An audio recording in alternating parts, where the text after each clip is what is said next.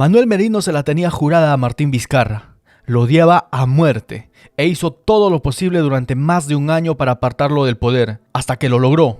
Pero poco imaginaba el derechista ex líder del Congreso, ahora efímero presidente, que su ambición y obsesión personal se convertirían en su tumba política y quizás personal.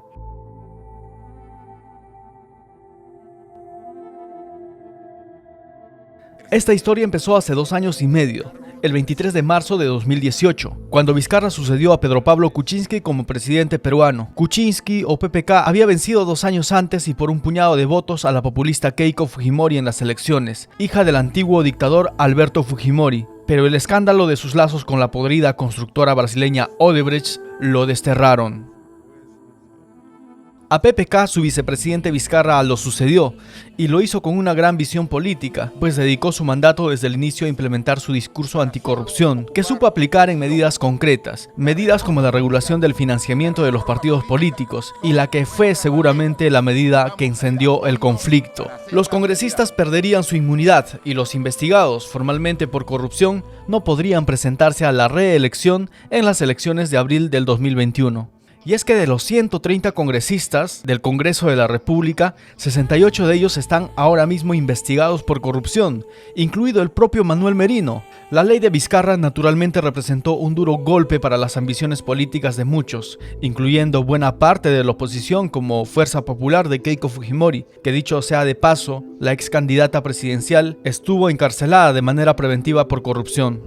Después de múltiples polémicas que llevaron en el 2019 a Vizcarra a amenazar con adelantar las elecciones y finalmente a disolver el Congreso y convocar a nuevas elecciones legislativas, la oposición logró encontrar algunas acusaciones en su contra y en octubre ya intentó destituirlo por un débil caso en la que su gobierno habría concedido contratos inexplicables a un cantante desconocido.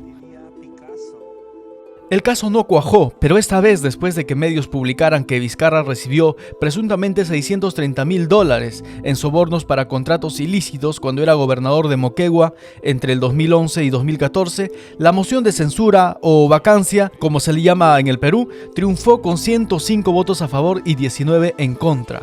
Merino, líder del Congreso, fue elegido automáticamente presidente en funciones del país. Lo que siguió fue el mayor estallido de ira política que Perú ha vivido en décadas.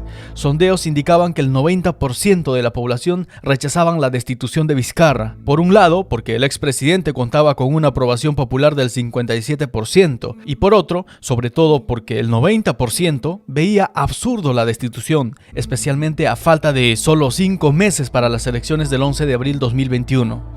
Merino vio cumplidos sus sueños de acabar con Vizcarra, pero a cambio sufrió la ira en las calles, donde durante 6 noches cientos de miles de peruanos rechazaron su mandato interino y su gabinete provisional, conformada por derechistas, ultraderechistas y ultracatólicos. Y lo que todavía es peor, incapaz de entender rápidamente su grave error, Merino optó por la vía de la represión para retener el poder. El resultado: 2 jóvenes manifestantes asesinados el sábado 14 de noviembre de 2020 en Lima en manos de la policía. Jack Pintado, de 22 años, e Inti Sotelo, de 24 años. Otros 2 heridos de bala el jueves y 44 más desaparecidos tras la marcha del sábado en la capital del Perú. 2 aparecieron días después en extrañas circunstancias. Uno de ellos denunció que fue secuestrado y torturado por el Grupo Terna de la Policía Nacional del Perú.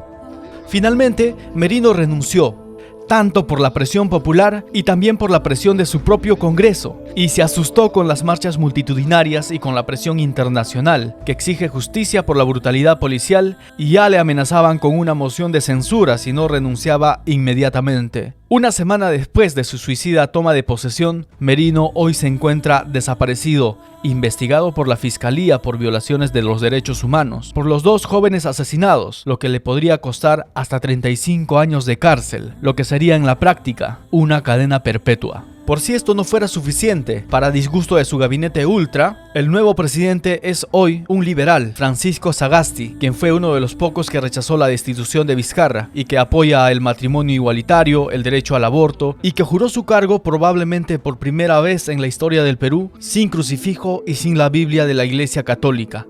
Todo ello a solo 5 meses de las elecciones.